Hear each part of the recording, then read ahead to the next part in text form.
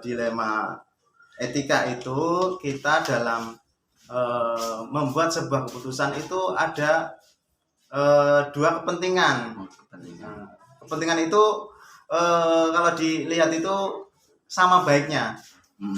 Jadi itu menimbulkan sebuah dilema dalam membuat keputusan. Itu cara saya untuk mengidentifikasi sebuah kasus yang termasuk dilema etika itu begitu. Kira-kira Pak. Iya. Jadi ada dilema etika dan dilema moral sih. Iya. Dalam memutuskan itu berarti ini sama-sama baiknya Pak. Sama-sama baiknya. Jadi kita itu bingung, ya? menjadi bingung mengambil keputusan yang mana karena ada dua kepentingan yang sama baiknya begitu Pak. Ya, untuk ini ke depan langkah-langkahnya atau prosedur yang Pak Imam ini dalam mengambil sebuah keputusan itu bagaimana Pak? Biasanya saya sebelum mengambil keputusan itu saya mengumpulkan rekan-rekan guru, rekan-rekan warga sekolah, terutamanya bapak dan ibu guru, untuk membahas tentang kasus tersebut. Itu salah satunya. Kemudian kita bahas sampai sedetail mungkin, kalau bisa sampai sedetail mungkin. Terus pertimbangan dari bapak ibu guru saya tampung. Terus kalau ada regulasi yang berkaitan dengan kasus tersebut ya menjadi bahan pertimbangan saya untuk mengambil keputusan tersebut. Begitu Pak. Ya, gitu. Jadi kita tetap berkolaborasi dengan guru ya dari sekolah ya. Iya, kita tetap berkolaborasi. Meminta pendapat dari mereka untuk menjadi pertimbangan kita dalam nanti memutuskan sebuah keputusan gitu. Iya, begitu Pak.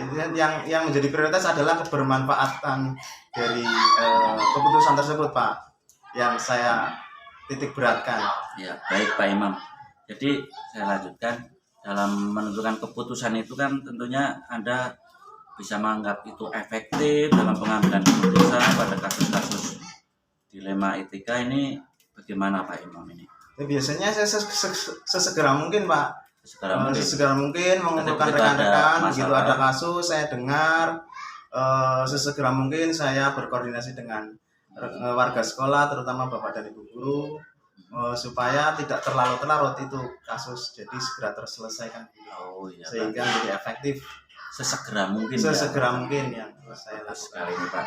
Jadi mengatasi masalah biar masalah ini tuntas itu ya. Tuntas, tidak terganggu oleh masalah lain yang mungkin muncul berikutnya. Tidak berlarut-larut dan segera untuk ditangani dengan cepat. Ya, baik. Kemudian tantangan apa saja ini Pak Imam dalam mengambil keputusan ini? Biasanya ada beberapa tantangan dalam mengambil keputusan. Bagaimana membuat warga sekolah itu menjadi memahami keputusan yang saya ambil itu, sehingga nanti di kemudian hari dari warga sekolah itu tidak terjadi masalah di belakang. Kalau warga sekolah belum memahami apa yang menjadi keputusan kami, biasanya di belakang nanti terjadi masalah. Grundel ya? Iya, grundel itu Pak.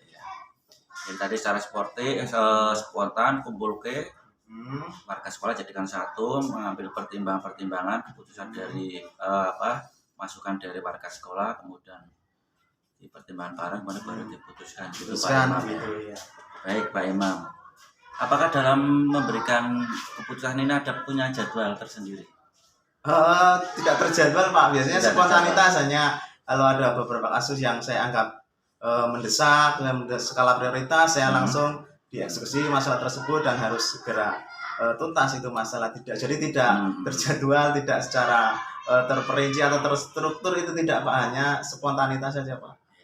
Mungkin prosedur tadi sudah dijelaskan ya, mengumpulkan dengan warga sekolah. Pertama mengumpulkan warga sekolah, kemudian menampung pendapat dari warga sekolah, terus jika ada regulasi-regulasi yang berkaitan dengan kasus tersebut yang menjadi bahan pertimbangan untuk mengambil keputusan tersebut. Ya, kemudian tanya selanjutnya Pak Imam, apakah selama ini dalam faktor-faktor untuk mempermudah sebuah pengambilan keputusan ini ada faktor-faktor seseorang yang membantu mungkin Pak? Yang membantu biasanya otomatis dari warga sekolah, terutama rekan-rekan bapak dan ibu guru. Itu faktor yang mendukung saya, yang memberi masukan kepada saya, karena dengan masukan dari Bapak dan Ibu itu nanti keputusan itu mendekati sebuah keputusan yang paling bermanfaat bagi warga sekolah. Iya gitu. Berarti cara ini memperkaya untuk pertimbangan-pertimbangan. Semakin banyak masukan, semakin banyak referensi, artinya nanti kita bisa mengambil kira-kira keputusan yang terbaik, keputusan yang paling bermanfaat dan yang paling minim resiko terhadap keputusan tersebut. Iya, baik Pak Imam, luar biasa ini Pak Imam. Pertanyaan terakhir Pak Imam, ini kaitannya dengan apa sih hal yang diambil hikmah dari pengambilan keputusan dilema etika ini Pak? Yang menjadi pembelajaran buat saya ketika mengalami sebuah kasus yang merupakan dilema etika itu sesegera mungkin Pak. Sesegera mungkin. Jadi kasus itu harus diselesaikan sesegera mungkin. Jangan menghindari kasus, tapi kita harus jangan menghindari. Kita langsung hadapi, kita eksekusi dengan pertimbangan-pertimbangan dan referensi-referensi dari rekan-rekan guru.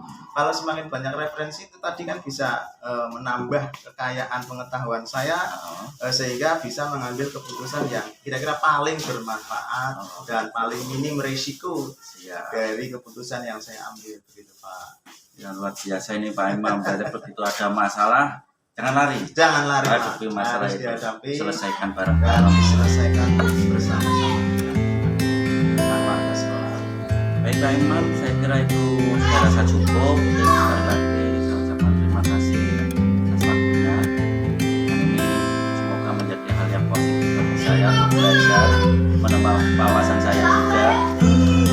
Terima kasih juga saya sampaikan kepada Mas Cahyo, tetap semangat dalam melaksanakan tugas, menjadi guru yang lebih bermanfaat lagi, lebih hebat lagi untuk kepentingan sekolah Pak Cahyo, bahkan untuk kepentingan nasional. Terima kasih.